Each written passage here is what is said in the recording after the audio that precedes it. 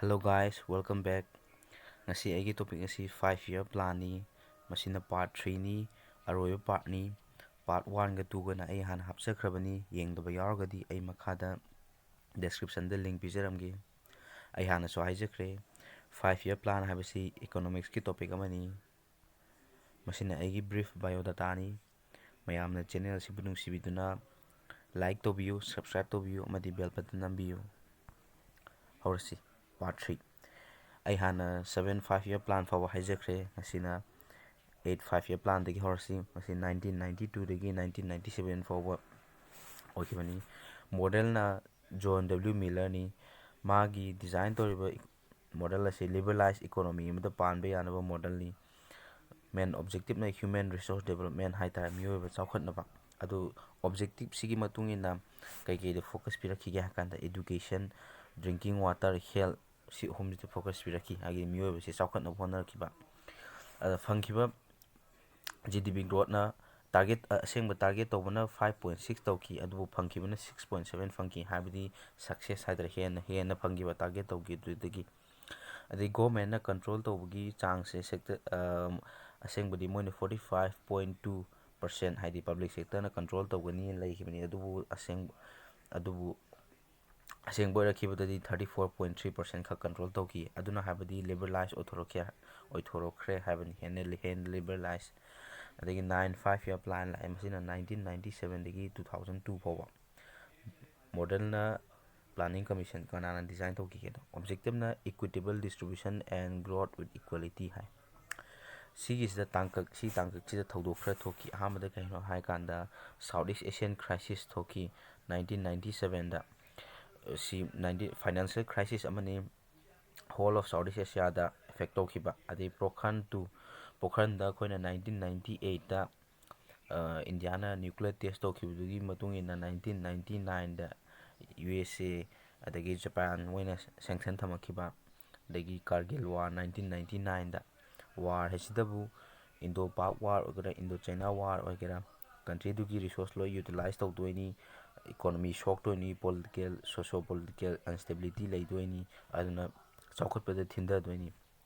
mathangda 9/11 US attack 2001 September 11 da 2001 da US da kenona Osama bin Laden na World Trade Center thugai aduna kedogi World Trade Center thugai digi bichibida laiba trade myam se loimak effect to ki India da su chauna effect to ki aduna sai thokriba thodok mayam asi akhoi chawkhatpada thindana thodok atani adubu ani problem mayam lairaga su ahoina kana hona duna 5.4% GDP growth la henki habani mathangda 10 5 year plan la masi planning commission na design tawbani masigi objective sina growth with emphasis on human development habani ahammat masida target hana 1 2 3 4 point mari thami second ha objective kumbani moina kai target tawgi ganda 8% GDP growth per year lainaba target tawki mathangda poverty reduction kata by 5 percentage point by 2007 hai kai no hai kanda 5 percentage points hai kai na 5% da handar kani have natiba 5% da handar ni have natiba koi example poverty rate se 20 lai kalone 20 dagi 5 da handar lakani have natiba 20 dagi manga 5 percentage point manga handar 15 da lehen kani by 2007 have ne aina huji high group exact figure and just example amani mathangda akhoi thabak like ti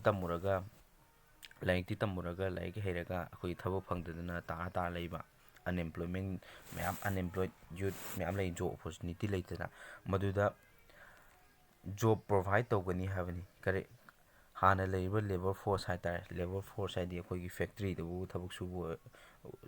suri boiro adagi akhoi check suri ba ja no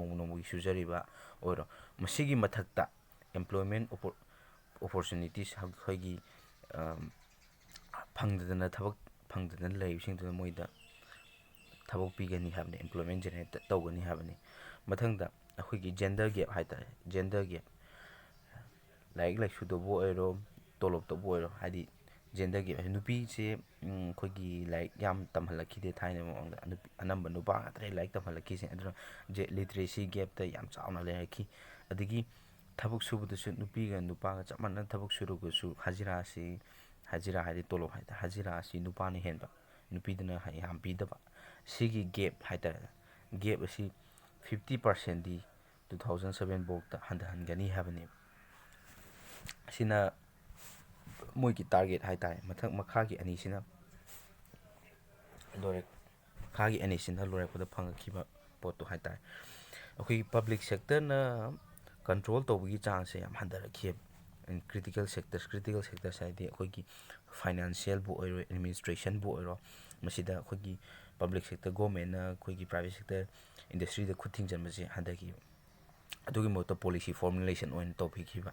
ꯑꯗꯩ private ꯁꯦꯛꯇꯔꯗ ꯍꯦꯟꯅ majority role ꯂꯧꯍꯟꯈꯤꯕ ꯃꯁꯤꯅ ꯍꯥꯏꯔꯗꯤ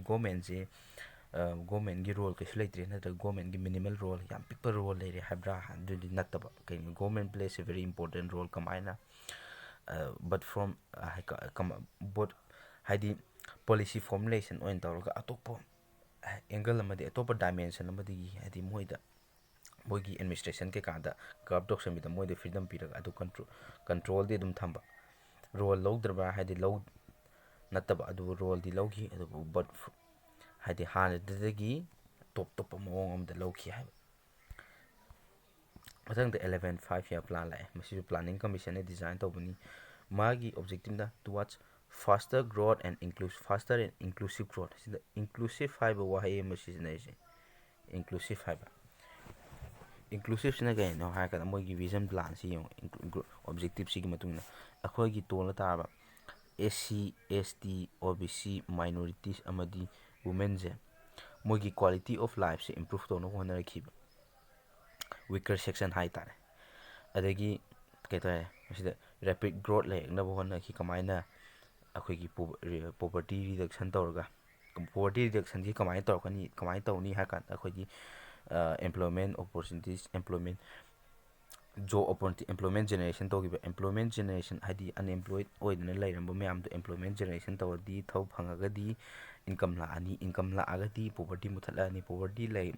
ꯇꯞ ꯇꯞꯅ ꯃꯨꯠꯊꯠꯂꯛꯑꯗꯤ growth ꯂꯥꯛꯑꯅꯤ ꯑꯗꯒꯤ ꯑꯩꯈꯣꯏꯒꯤ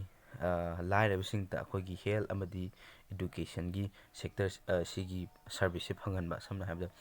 ꯈꯨꯡꯒꯪꯗ PHC ꯐꯤꯖꯤꯀꯦꯜ ꯍꯦꯜꯊ ꯁꯦꯟꯇꯔ ꯑꯗꯒꯤ ꯒꯣꯔꯃꯦꯟ ꯁ꯭ꯀꯨꯜ ꯊꯝꯃꯛꯏꯁꯦ ꯁꯨꯃꯥꯏꯅ ꯑꯩꯈꯣꯏꯒꯤ ꯁꯤꯒꯤ ꯍꯦꯜꯊ ꯑꯃꯗꯤ ꯏꯗꯨꯀꯦꯁꯟꯒꯤ ꯀꯥꯟꯅꯕ ꯁꯤꯁꯤꯁꯨ ꯂꯥꯏꯔꯕꯁꯤꯅ ꯐꯪꯍꯟꯅꯕ ꯍꯣꯠꯅꯔꯛꯈꯤꯕ ꯑꯗꯩ ꯃꯊꯪꯗ ꯂꯥꯛꯑꯦ 12 5-year ꯄ꯭ꯂꯥꯟ ꯍꯥꯏꯅ ꯃꯁꯤ 2012ꯗꯒꯤ ꯑꯩ ꯖꯦꯔꯣ ꯑꯃ ꯍꯦꯟꯖꯜꯂꯝꯕ ꯃꯥꯜꯂꯦ 2012ꯗꯒꯤ 2017 ꯐꯥꯎꯕ ꯃꯁꯤꯁꯦ ꯀꯩꯅꯣ ꯍꯥꯏꯕꯗ ꯄ꯭ꯂꯥꯅꯤꯡ ꯀꯃꯤꯁꯟꯅ ꯗꯤꯖꯥꯏꯟ ꯇꯧꯈꯤꯕꯅꯤ ꯑꯗꯨꯕꯨ ꯑꯥꯐꯇꯔ ꯋꯥꯏꯗꯦꯁ ꯀꯟꯁꯜꯇꯦꯁꯟ ꯍꯥꯏꯁꯦ ꯃꯇꯝꯗꯨꯗꯗꯤ ꯃꯤꯁꯤꯡꯁꯦ ꯂꯥꯏꯔꯤꯛ ꯂꯥꯏꯁꯨ ꯂꯣꯏ ꯍꯩꯔꯦ ꯑꯗꯨꯅ ꯒꯣꯔꯃꯦꯟꯒꯤ ꯗꯤꯁꯤꯖꯟ ꯈꯛꯇ ꯅꯠꯇꯕ NGO ꯑꯗꯒꯤ ꯄꯕ꯭ꯂꯤꯛ ꯑꯣꯄꯤꯅꯤꯌꯟ ꯃꯌꯥꯝ ꯂꯧꯔꯕ ꯃꯇꯨꯡꯗ ꯗ꯭ꯔꯥꯐ ꯑꯦꯄ꯭ꯔꯣꯆ ꯄꯦꯄꯔ ꯍꯥꯏꯅ ꯑꯃ ꯁꯦꯝꯈꯤ ꯃꯁꯤꯗ 8% ꯃꯣꯏꯅ ꯇꯥꯔꯒꯦꯠ ꯇꯧꯁꯤ 8% ꯒ꯭ꯔꯣꯠ ꯔꯦꯠꯁꯦ 8%ꯅꯤ ꯑꯗꯨꯕꯨ ꯃꯥꯒꯤ ꯗ꯭ꯌꯨꯔꯦꯁꯟꯁꯤ ꯌꯦꯡꯉꯨꯀꯣ 2012ꯗꯒꯤ 2017 ꯐꯥꯎ ꯍꯥꯏꯕꯅꯤ ꯑꯗꯨꯕꯨ 2014ꯗ ꯏꯂꯦꯛꯁꯟ ꯇꯧꯕꯗ UPA ꯒꯣꯔꯃꯦꯟ ꯄꯣꯔꯦ ꯍꯥꯏꯗꯤ ꯑꯗꯒꯤ NDA ꯒꯣꯔꯃꯦꯟ ꯂꯥꯛꯑꯦ ꯃꯣꯗꯤꯅ ꯄ꯭ꯔꯥꯏꯝ ꯃꯤꯅꯤꯁꯇꯔ ꯑꯣꯏꯔꯦ ꯑꯗꯨꯗꯒꯤ 2015ꯗ ꯄ꯭ꯂꯥꯅꯤꯡ ꯀꯃꯤꯁꯟꯁꯦ ꯃꯨꯊꯠꯂꯒ ꯅꯤꯇꯤ ꯑꯥꯌꯣꯛ ꯍꯥꯏꯅ ꯃꯍꯨꯠ ꯁꯤꯟꯈꯤ ꯑꯣꯀꯦ ꯃꯌꯥꯝ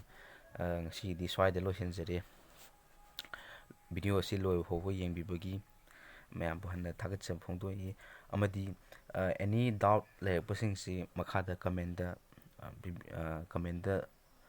ꯊꯝꯕꯤꯔꯝꯃꯨ ꯑꯩꯈꯣꯏ ꯑꯗꯨꯝ ꯔꯤꯄ꯭ꯂꯥꯏ ꯁꯣꯏꯗꯅ ꯍꯟꯖꯔꯛꯀꯦ ꯊꯦꯡꯛ ꯌꯨ